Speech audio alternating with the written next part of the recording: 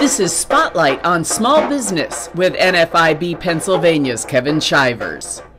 Welcome to NFIB Spotlight on Small Business. I'm your host, Kevin Shivers, with the National Federation of Independent Business.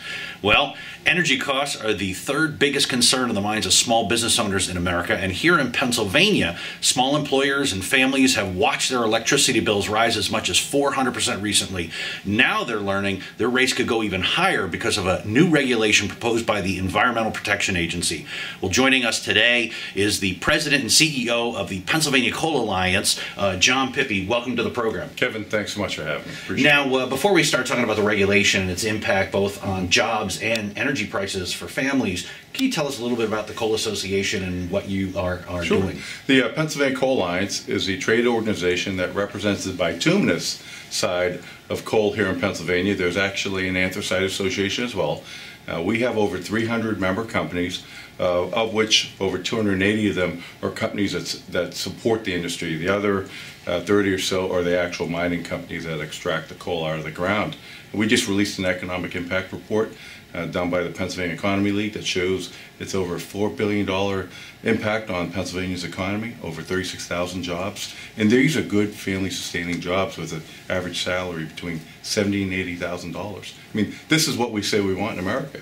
Well, in the last 20 years, I mean, your industry in particular and other manufacturers, power companies, they have spent billions, trillions of dollars possibly just trying to improve their operations, to improve air quality. Can you give us an update? I mean, what is your industry doing and what are the goals you're trying to meet already? I'm an environmental engineer. A lot of people don't know that. And so I studied this when I was in college. And since 1970, the coal industry, we're burning 145% more coal than we did back then. However, we've seen over a 90% reduction in emissions, and even up to 99%, and depending on a certain emission, because of technology, because of what you mentioned, the billions of dollars that are invested, and rightfully so. You can have a great economy and a wonderful and sustainable environment together. There's no reason why we can't. And the EPA itself says it's proposed new regulations, which actually is going to raise the allowable limit or lower the allowable limit for carbon emissions. They're projecting that this proposed regulation is going to cost about $9 billion for compliance. I mean, what is the impact going to be in your industry? I will tell you, I think their projection is significantly lower than actual cost. I believe the U.S. Chamber just released a report that said over 28 billion, so that's a big difference. They also projected that we would have minimal or limited coal plant closures. I think 10,000 megawatts or gigawatts.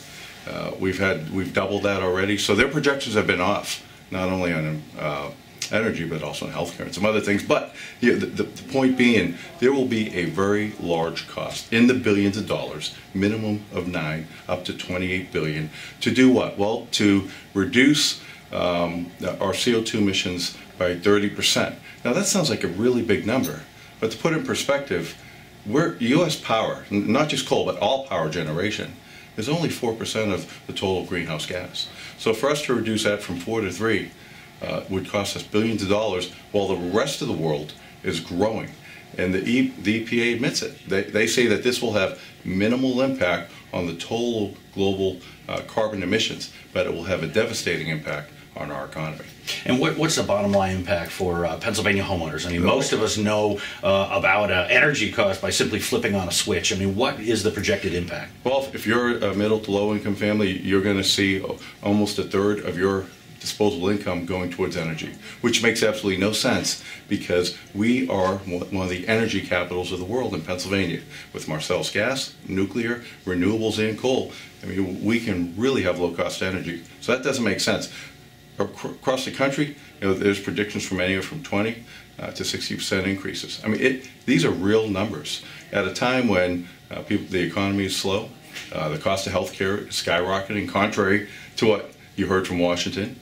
So I think now's the time for people to start paying a little more attention to those decisions that are being made in Washington, and bring the dynamic and the discussion back to the middle, where our country has always been when it comes to regulations, similar to what we did with the automobile industry.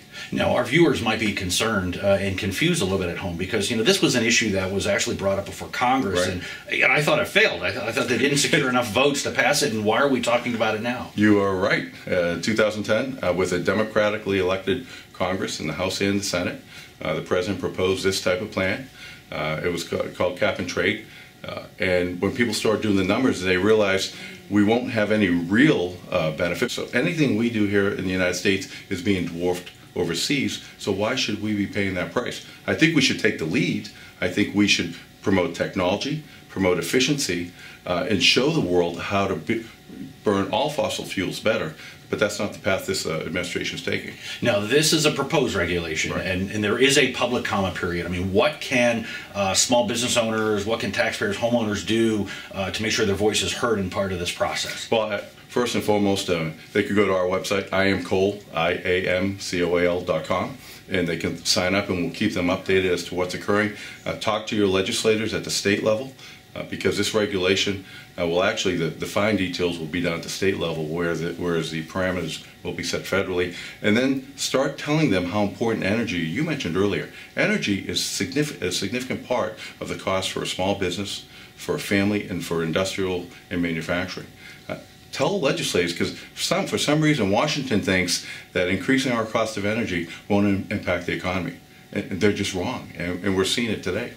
Well, that's all the time we have for this segment. John Pippy with the Pennsylvania Coal Association, thank you much for being on the program. Now, where can folks learn more about your organization online? Our organization, you can go to our website, pacoalalliance.com, and we'd be happy to provide all the information. I appreciate what you're doing, Kevin, too, with the NFIB. I mean, you guys are fighting for small business every day. Hey, thank you very much. And you can learn more about NFIB by visiting us online at nfib.com/PA. And you can also join the conversation on Twitter at NFIB_PA. For this segment of Spotlight on Small Business, I'm Kevin Shivers with NFIB.